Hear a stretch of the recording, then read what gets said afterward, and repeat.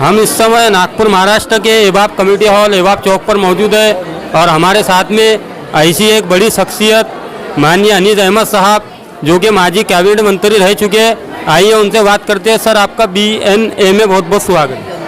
आज central India group of institution की तरफ से एक बहुत बड़ा मेडिकल कैंप यहाँ लिया गया है, जिसमें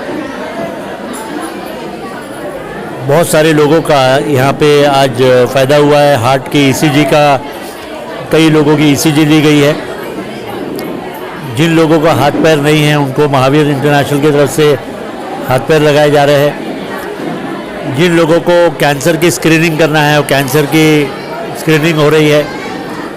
SCG हॉस्पिटल के डायरेक्टर डॉक्टर मेहता, उनकी मिसेस डॉक्टर सुमित्रा मेहता, उनका यहाँ पर आज बहुत अच्छा लेक्चर हुआ कि कैंसर को कैसा रोका जा सकता है पहले स्टेज पर। उस बारे में यहाँ पर एक अच्छा प्रोग्राम हुआ। और वैसे ही इस इलाके के अंदर में जो भी गरीब लोग हैं वो गरीबों का यहाँ पे इलाज किया गया है।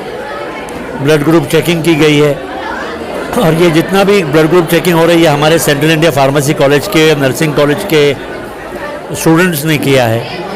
ये इलाके में काफ़ी गरीब लोग रहते हैं। लेआउट जो स्लम्स एरिया है वो एरिया में भी हमने काफ़ी लोगों को मदद करने का काम किया है। और कैंसर अवेयरनेस के लिए हमने बहुत सारा आज स्टूडेंट्स के सामने एक अवेयरनेस का प्रोग्राम हमने किया है। जो बच्चे पान खर्रा खा रहे हैं आजकल और उनका मुंह खुल नहीं रहा है, 1 सेंटीमीटर खुलता है और बाद में वो पहला लक्षण है कैंसर होने का। जब बिल्कुल मुंह नहीं खुलता, जब आखिरी मिनट पर आते हैं कैंसर हो गया है करके।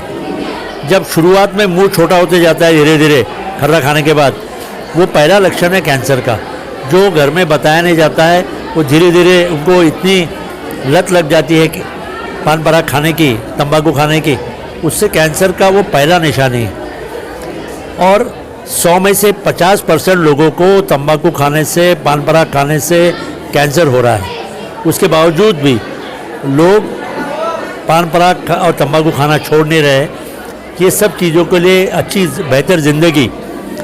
देखिए, अब फिर कोविड आ रहा है तो यहाँ पे आपकी इम्यूनिटी कैसे बढ़ सकती है, आपने क्या खाना चाहिए, कौन सा काढ़ा पीना चाहिए, ये सब डॉक्टर्स ने आज यहाँ पर अपने अपने स्पीचेस यहाँ दिया, लोगों को अवेयरनेस लाए और ये बताया कि कैंसर से, चाहे वो यूट्रस का कैंसर हो, चाहे वो ब्रेस्ट कैंसर हो, चाहे वो ब्लड कैंसर हो, चाहे वो हड्डी का कैंसर हो, बोन मैरो का कैंसर हो, लीवर का कैंसर हो, ये सारे कैंसर के बारे में आज यहाँ पर बहुत अच्छे लेक्चर्स हुए। और अभी मेडिकल कैंप चालू है, बड़े बड़े डॉक्टर्स आए हुए हैं। अभी यहाँ पर नागपुर की जो सबसे बड़ी हार्ट सर्जन थी डॉक्टर सुबोन सिद्दीकी यहाँ पर आई थी, डॉक्टर ओवैस हसन यहाँ पर थे, डॉक्टर सुमित्रा यहाँ पर थे, तारिक पटेल जी यहाँ पर है और सब लोग मिलकर यहाँ पर एक अच्छा सहयोग कर रहे हैं और एक बहुत अच्छा बड़ा प्रोग्राम यहाँ पर हुआ है। और ये काम, ये शुरुआत है। इस तरीके से हर 2 महीने में हम कैंप अलग अलग बस्तियों में लेकर यहाँ के गरीब लोगों को मदद करेंगे। कांग्रेस की सरकार के समय जो स्कीम राजीव गांधी के नाम से हम लोग मंत्री रहते हुए हमने शुरू किया था, ये नई सरकार आई, उसने उस स्कीम का नाम दूसरा रख, ज्योतिबाई फुले रख दिया।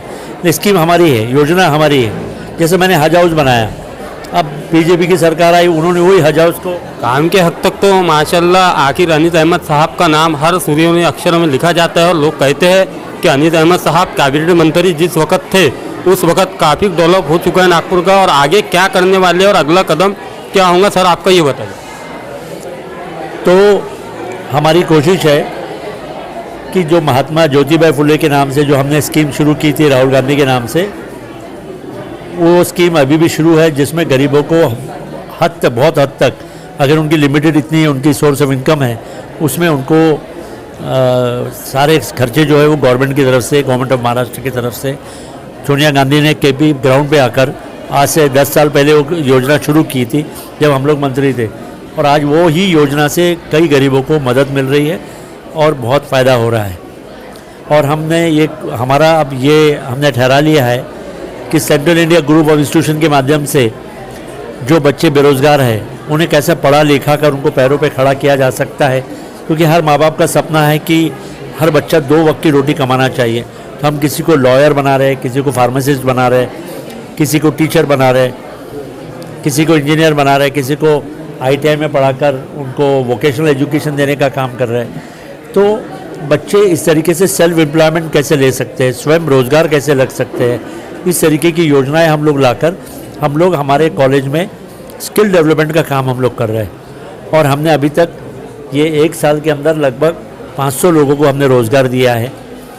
उसमें हम इलेक्ट्रिकल इंजीनियरिंग पढ़ा रहे हैं, जो बच्चे, क्योंकि आज इलेक्ट्रिशियन नहीं है अवेलेबल मार्केट में, फैब्रिकेशन का काम हम लोग सिखा रहे हैं, होटल मैनेजमेंट का काम हम लोग सिखा रहे हैं, लॉजिस्टिक का काम हम लोग सिखा रहे हैं, ट्रैवलिंग में कैसे काम किया जा सकता है। हम ऐसे सभी फील्ड में हमने 500 लोगों को रोज़गार दिया है।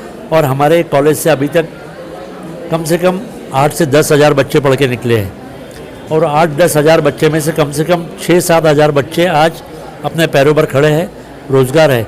ये कोविड में सबसे ज़्यादा हमारे स्टूडेंट्स ने जाके नाक के अंदर से सैंपल लाने का काम किया। एक बच्चे ने महीने में 10-10, 15-15, 20-20 हज़ार रुपये उनको सोर्स ऑफ इनकम हो गई।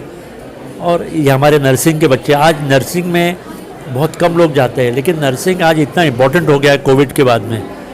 इम्यूनिटी बढ़ाना ये बहुत ज़्यादा इम्पोर्टेंट हो गया। फार्मेसी का कोर्स आज बहुत, इंजीनियरिंग से ज़्यादा इम्पोर्टेंट आज फार्मेसी का कोर्स हो गया है। आप देख लीजिए जगह जगह पर, कोने कोने पर आज दवाइयाँ की दुकान खुल रही है। लोग क्यों दवाई खा रहे हैं? क्योंकि एक अवेयरनेस आ गया। अब लोग हेल्थ की तरफ ज़्यादा ध्यान दे रहे हैं, और वही अवेयरनेस का काम आज हमने यहाँ पर ये मंच के ऊपर से लिया, सेंट्रल इंडिया ग्रुप के नाम।